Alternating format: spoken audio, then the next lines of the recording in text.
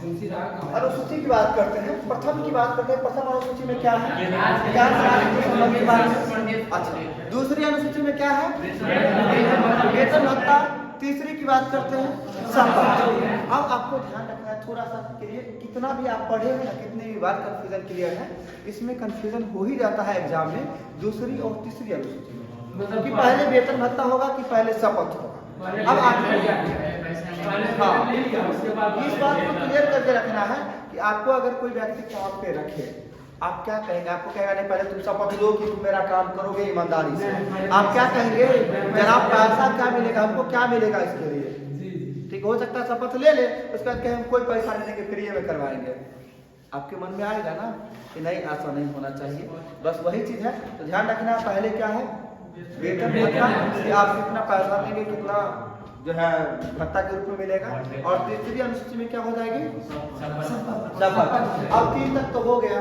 अब बात करते हैं चौथी अनुसूची में क्या हो जाएगी? राज्यसभा सीटों का आवंटन। क्या है? राज्यसभा में सीटों का आवंटन। अच्छा, पांचवी अनुसूची में क्या हो जाएगा? क्षेत्रों के लिए प्रशासन के बारे में पांचवी अनुसूची। प से प्रशासन, प से पांचवी। ध्यान रखना है हमेशा, प से पांचवी, प से प्रशासन, यानी अनुसूचित जाति और जनजाति क्षेत्रों में प्रशासन के बारे में पांचवी अनुसूची में कहा गया। आगे बात करते हैं छठी अनुसूची में क्या है? छठी अनुसूची की बात करते हैं तो क्या हो जाएगा? 4 राज्यों के विशेष प्रावधान के बारे में, जिसमें ए, एम और यानी पूर्वोत्तर के 4 राज्यों, कौन आता है? असम, मेघालय, मिजोरम। ये 4 राज्यों के प्रशासन के बारे में बताया गया है। छठी हो गई। सातवीं अनुसूची बताइए क्या है? केंद्र एवं राज्यों के मध्य जो है शक्ति का विभाजन, जो है क्या अनुसूची में आएगा? 7वीं अनुसूची में। बात करते हैं 8वीं अनुसूची, भाषा की बात करते हैं। 8वीं अनुसूची हो जाएगा भाषा। ठीक है। 9वीं अनुसूची भूमि सुधार, और इसे कब जोड़ा गया था 9वीं को? प्रथम संविधान संशोधन के तहत जो है 1951 में जोड़ा गया था। और यह भूमि सुधार मामला जो है, यानी 9वीं अनुसूची जोड़ने का मूल कारण कौन सा राज्य है? अपने बिहार का मामला। आगे बात करें 10वीं अनुसूची में क्या हो जाएगा? 10वीं दल बदल विरोधी अधिनियम हो जाएगा 10वीं, जिसे कब जोड़ा गया? 52वां संविधान संशोधन 1950। ठीक है। बात करते हैं 11वीं अनुसूची में क्या हो जाएगा?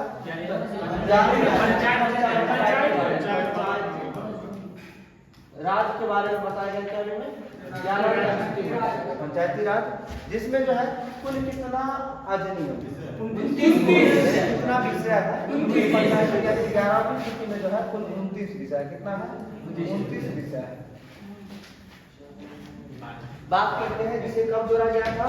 तो 73वां संविधान संशोधन के तहत कब? 1993 ना जी, 93 में। और आगे चल के 12वीं अनुसूची कब जोड़ा जाएगा? नगर पालिका, नगर पालिका, नगर निगम। और इसमें कुल विषय की संख्या 18 विषय हो जाएगा। कितना विषय होगा? 18 विषय हो जाएगा। आगे और 12वीं अनुसूची को कब जोड़ा गया था? 94 में जोड़ा गया। सही है। चलो बताइए पंचायती राज दिवस कब मनाया जाता है? 24 अप्रैल को। ये 12 का 12 अनुसूची क्लियर होगा। इसके आगे भाग होगा 22।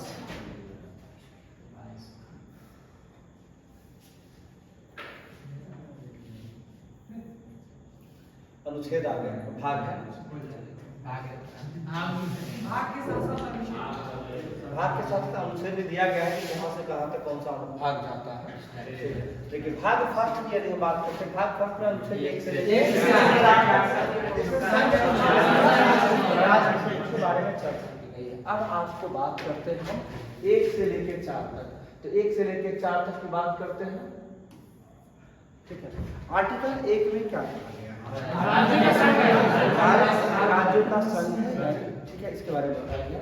आर्टिकल 2 में क्या कहा गया और आर्टिकल 3 में और 4 में क्या? तो आर्टिकल 2 और 3 में सभी को कंफ्यूजन होता है। ठीक है, आर्टिकल 2 और 3 में सभी कंफ्यूजन होता है। तो आर्टिकल 2 में क्या हो जाएगा? नए राज्यों का प्रवेश। क्या होता है? नए राज्यों का प्रवेश होता है आर्टिकल 2 में। और नए राज्य आर्टिकल 3 में क्या आता है? वर्तमान राज्यों के सीमाओं तथा नामों में परिवर्तन। ध्यान रखना क्या हो जाएगा आर्टिकल 3 में? वर्तमान राज्यों के नामों तथा सीमाओं में परिवर्तन आर्टिकल 3। और आर्टिकल 2 में क्या हो जाएगा? नए राज्यों का प्रवेश हो जाएगा। ठीक है, आगे बात करते हैं आर्टिकल 4। तो इन तीनों पर जो है संबंधित कोई भी मामला होगा उसके लिए कौन सा अनुच्छेद कार्रवाई करेगा? अनुच्छेद 4 कार्रवाई करेगा। ठीक है, आगे बात करते हैं भाग 2 का। कितना भाग? भाग 2 का बात करते हैं। भाग 2 में क्या कहा गया? भाग 2 में नागरिकता और नागरिकता आर्टिकल कहां से कहां तक? 5 से लेके 11 तक जाता है। कहां से कहां तक? 5 से लेके 11 तक। चलिए इसमें हम 2-3 आर्टिकल जो है इंपॉर्टेंट है उस आर्टिकल को देखते हैं। 5 से लेके 11 तक।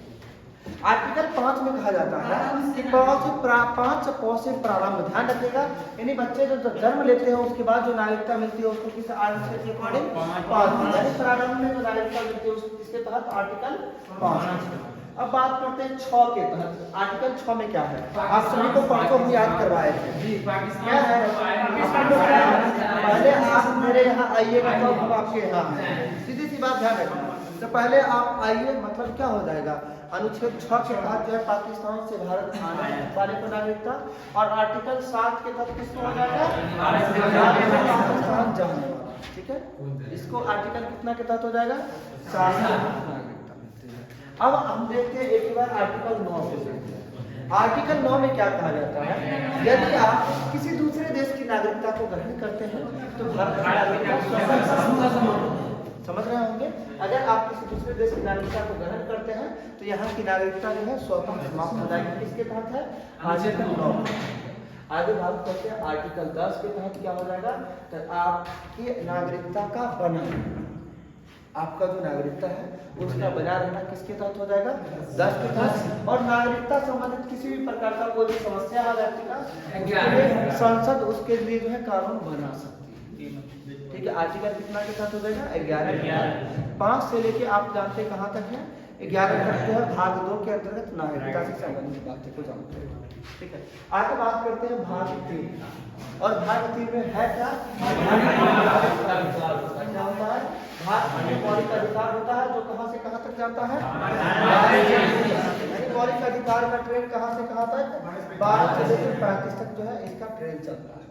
अब ये सब जो है जिसे संविधान का मैग्ना कार्टा भी कहा जाता है, यानी किस भाग को संविधान का मैग्ना कार्टा कहा जाता है? भाग 3 को, यानी मौलिक अधिकार।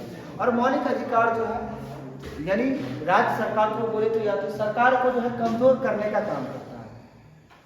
मौलिक अधिकार सरकार को कमजोर करने का काम करता है और नीति निर्देशक सिद्धांत जो होता है वो मजबूत करने का काम। दोनों में डिफरेंट होता है। ठीक है, तो मौलिक अधिकार के तहत क्या होता है कि व्यक्ति जो है अपने अधिकारों के लिए जो है सुप्रीम कोर्ट का दरवाजा तक खटखटा सकता है। ठीक है, और उसे संरक्षण प्रदान किया जाएगा। जिसके तहत आर्टिकल 12 के तहत सबसे पहला आर्टिकल आता है कि राज्यों की परिभाषा, यानी मौलिक अधिकार के अकॉर्डिंग जो है राज्यों की परिभाषा किस अनुच्छेद में दी गई है?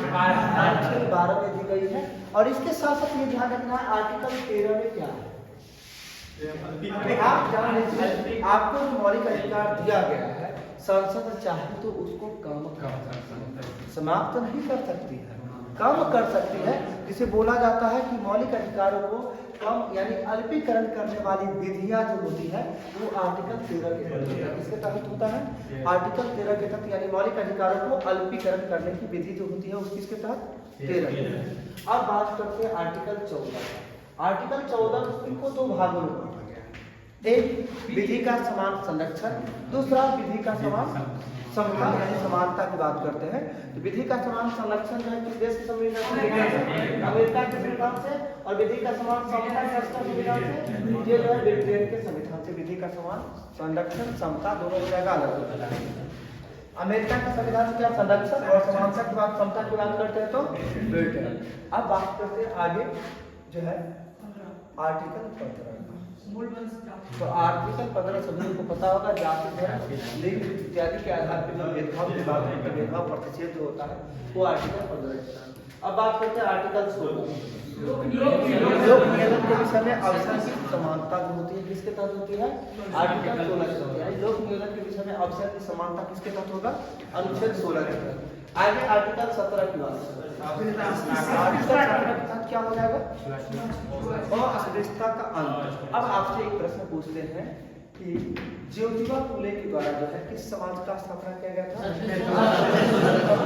सत्य शोधक समाज का स्थापना किया गया। किसका स्थापना किया गया? सत्य शोधक समाज का स्थापना किया गया। और आपको ये बता कब किए थे? 1873 में।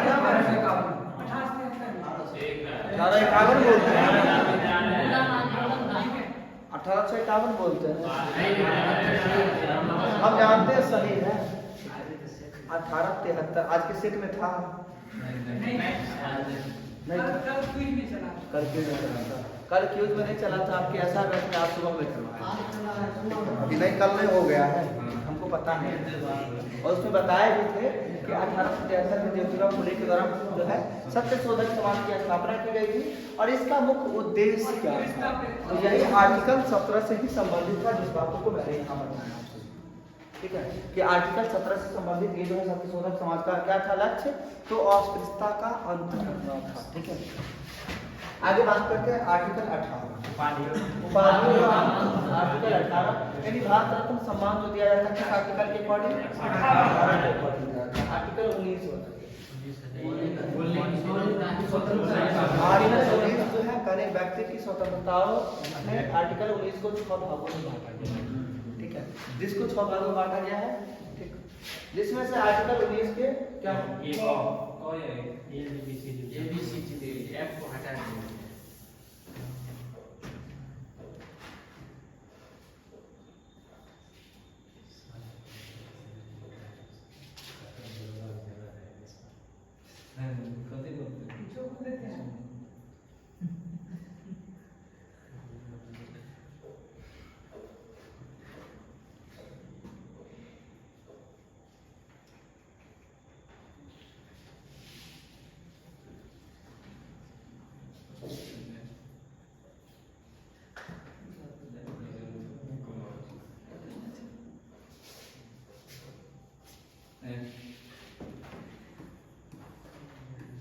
दिख रहा है येलो?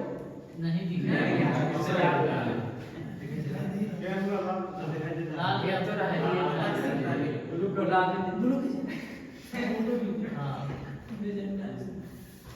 हाँ ठीक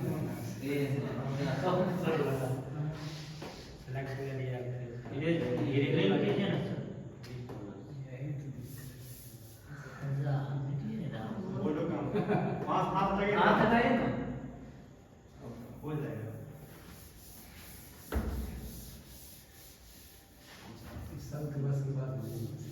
सबके बस की बात नहीं, हम कुछ छेड़छाड़ कर रहे थे। ठीक है, तुम कहाँ से होगा? हो जाएगा, हम ट्राई भी कर रहे हैं। हम लोग की बस की बात करें।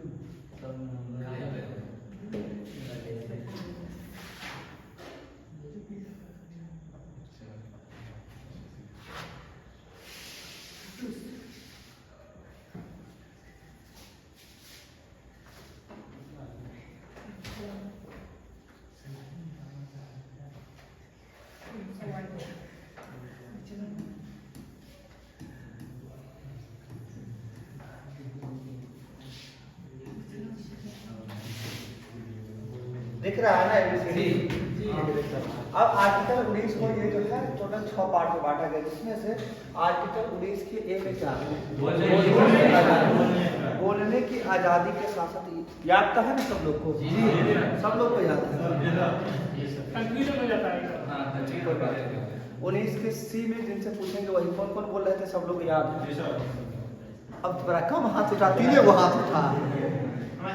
अरे देखिए क्या वो हाथ दिख रहा है, देखिए ना।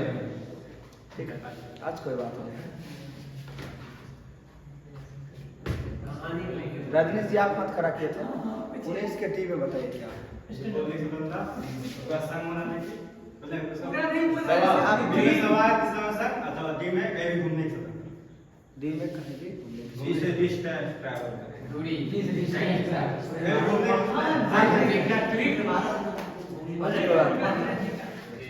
नीरज जी का ट्वीट अच्छा है। तो क्या हुआ? नीरज जी का ट्वीट कोई ट्वीक नहीं, हम कहानी कहानी बता रहे हैं आपको। अगर देखिए, अच्छा सुनिएगा, थोड़ा सा सुनिएगा, इंटरेस्ट भी आएगा। अगर देखिए, अगर आपको बोलने आएगा तो लोग सुनने के लिए आपके पास जरूर आएंगे। मेरी बात को सुनिएगा, आपको बोलने यानी 19 की ए में बोलने की स्वतंत्रता है। 19 की बी की बात करते हैं तो क्या होता है? संघ बनाना। पहले आप शांतिपूर्वक बिना हथियार का सभा आयोजित कर सकते हैं। अच्छा, सभा आप कब आयोजित करेंगे? जब आप लोग गलियाइएगा तब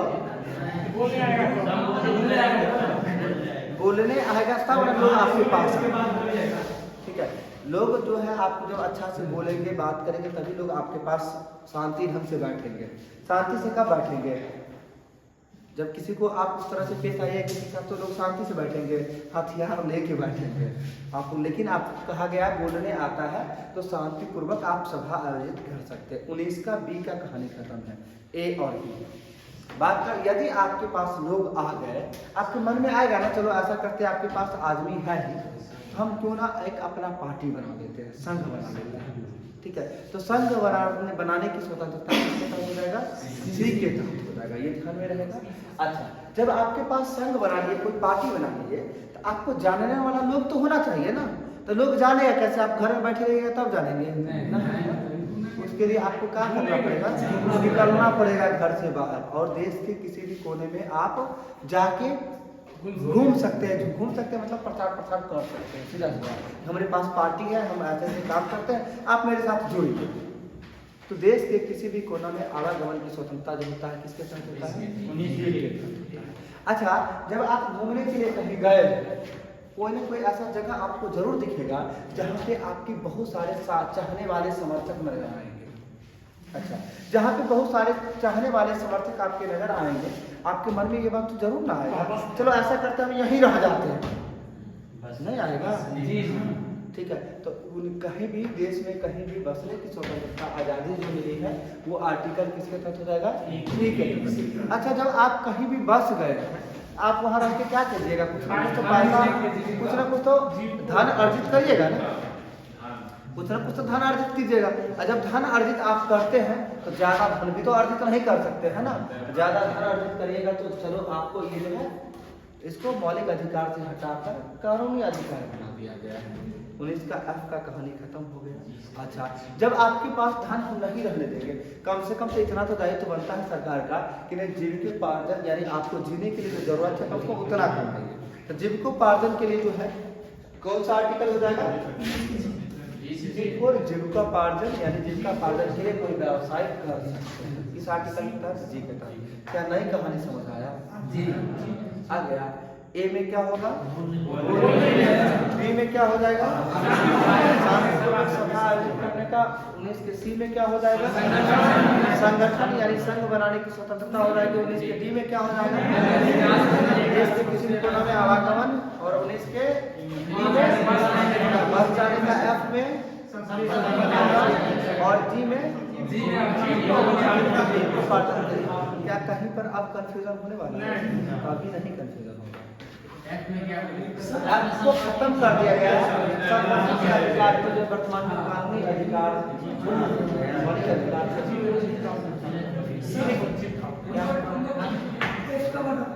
एक्ट को बोले, एक्ट को जो है 7वां संविधान संशोधन 1956 के तहत जो है, जो कि आर्टिकल 300 के क में रखा गया है। पहले आर्टिकल 31 में ये जो है 44।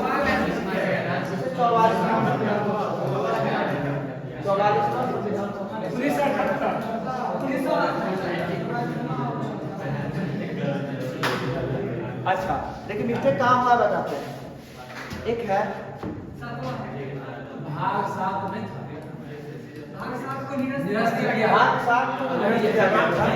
ये था 7वां संविधान संशोधन 1956। और ये प्रश्न जानते हैं, पहली बार हम एलडीसी का एग्जाम देने गए थे, उसने पूछा था संविधान का एक मात्र भाग जिसको निरस्त कर दिया गया है, और उस दिन हम गलत करके आए थे। उस दिन से नहीं होगा। उस दिन कैसे गलत होगा? जो गलती नहीं है ना होगा नहीं दिया। उस समय पता नहीं था ना, बोले ना कि पिछले बार आरपीएफ एसआई का एग्जाम देने गए थे, उसमें लोकसभा में अधिकतम सीटों की संख्या गलत रही। ठीक है, एक पूछा था चिदम्बरम हवाई अड्डा कहाँ स्थित है, ये प्रश्न गलत करके आए। हाँ, चेन्नई।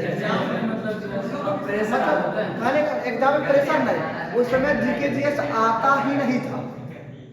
2019 की बात बोलते हैं, उस समय जीके आता ही नहीं था, सीधा समझ लीजिए। बस वही चीज होती है, जब आने लग जाता है ना तो फिर पता नहीं चलेगा। पता है कि राज्यसभा में अधिकतम सीटों की संख्या कितना? 250 और लोकसभा में 550 में लेके चलिए। और राज्यसभा में जब चुनावी 238 का चुनाव होता है और 12 मनोनीत करने का अधिकार किस देश के संविधान में? आयरलैंड के संविधान। कौन मनोनीत करेंगे? राष्ट्रपति मनोनीत करेंगे। छोड़ देते हैं आज।